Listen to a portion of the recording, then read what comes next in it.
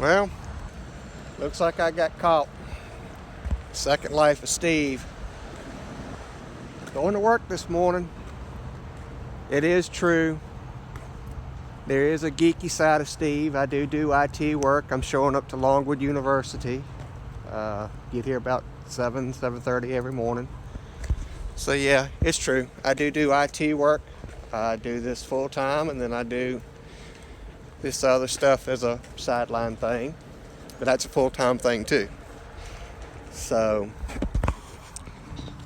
I asked Pete about doing this video for you guys, and asked about putting it up on my channel and sharing it via my channel into his page, and he said he was fine with that. The idea I had was that if I did that,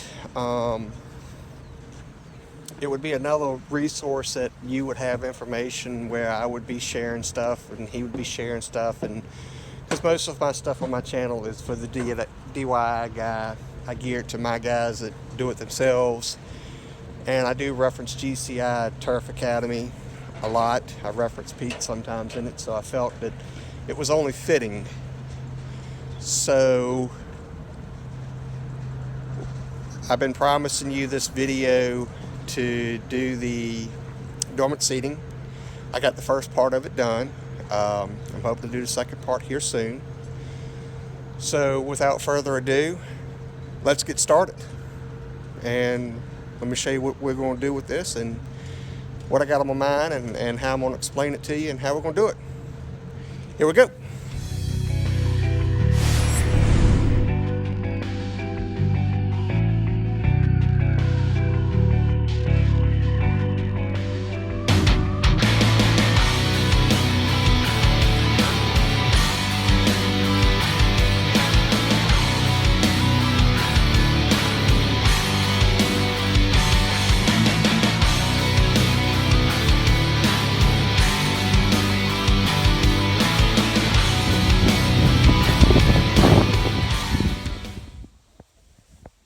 So this will be the test plot.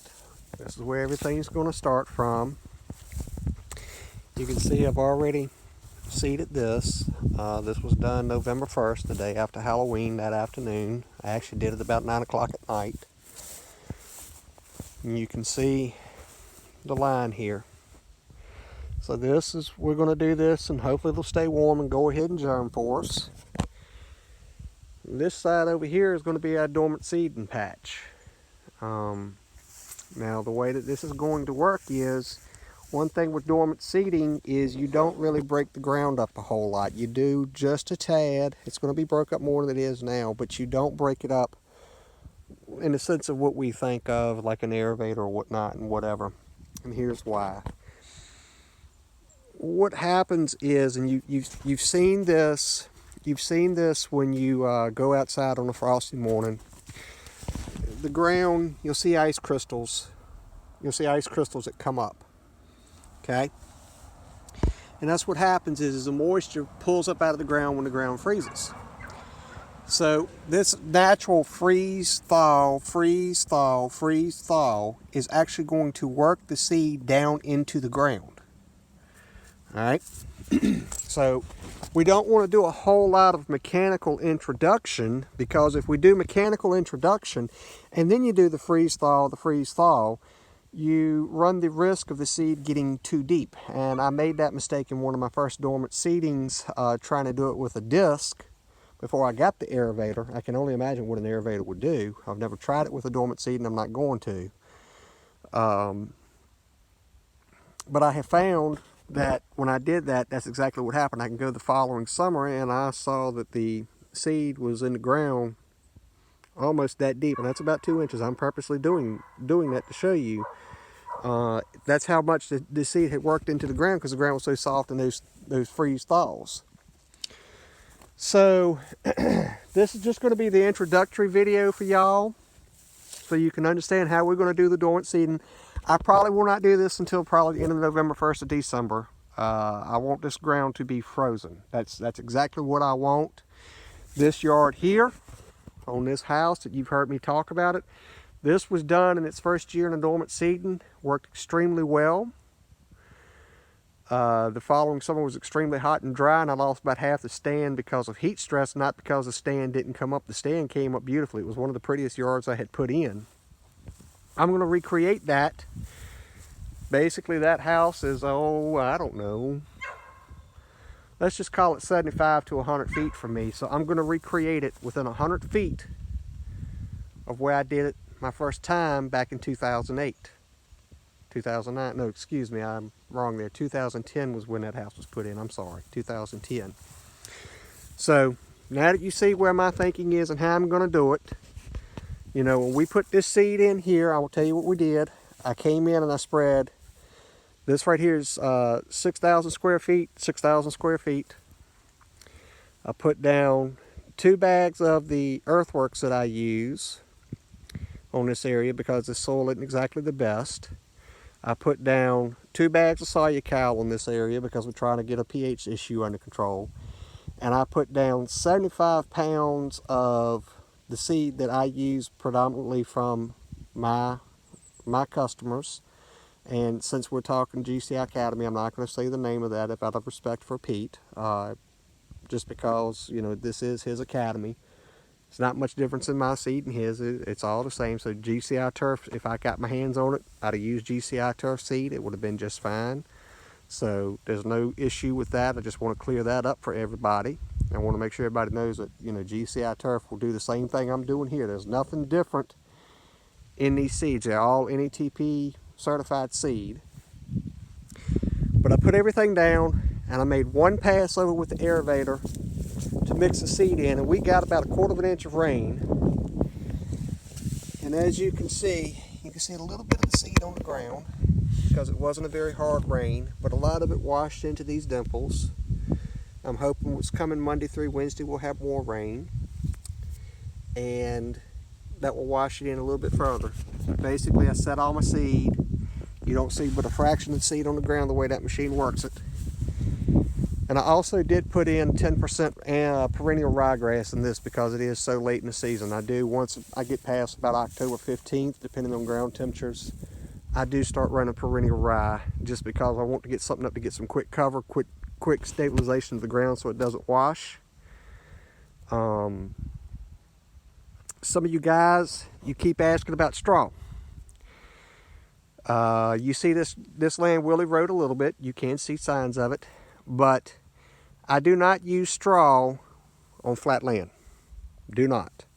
Now, if it was something like that hillside there where I've got to worry about high erosion, it's either going to be straw or it's going to be erosion blanket. You got to do something for erosion control. And then you just have to deal with what weed pressure you're going to get. But it's more important to control the erosion of that topsoil. Keeping that topsoil is more important than worrying about a weed getting into your grass. I know that contradicts what Pete says, and to a certain extent I agree with Pete 100%. I don't want weeds in the grass. But I'm in a lot hillier land. You can kind of see how we're laid out here. Okay. I have to worry about erosion up here. We're in a little bit different set of rules in Virginia in respect to erosion control. If I were to tear that up right there and didn't have something that would stabilize it within 3 to 5 days of tearing it up, which perennial rye will do that, it has to be strawed unless it's agricultural. That's the only way you can get away with it, and then you should be no-tilling. So no straw on this, no erosion blanket on this. If it was down on that hill, I would be using that. So maybe that'll clear up some of the questions also on that you guys have had. So the next video I release on this is going to be a series of steps. It's going to be when I do the dormant seeding over there, and it's going to compare how these grow. And then there'll be a final video that I will do probably in the spring, and we will actually look at the difference of what is the stand here as opposed to the stand that was done dormant seeding. So hope this will answer a whole lot of y'all's questions. If you have any, leave a little message down below and I'll answer as best I can, and have a great day.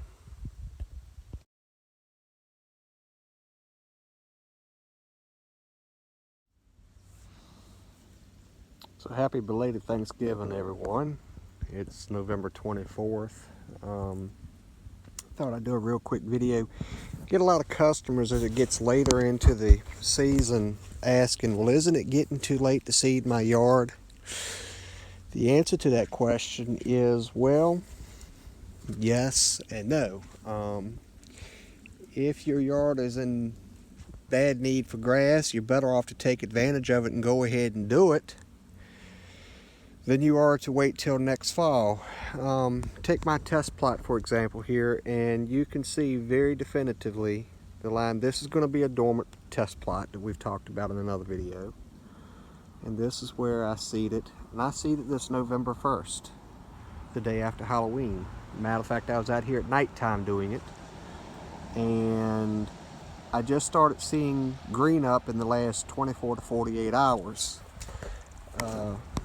As a matter of fact, if you get down here real low, you might be able to see it, you might not, but there's a little bitty grass seedling, and there's a bunch of little bitty seedlings right there as well.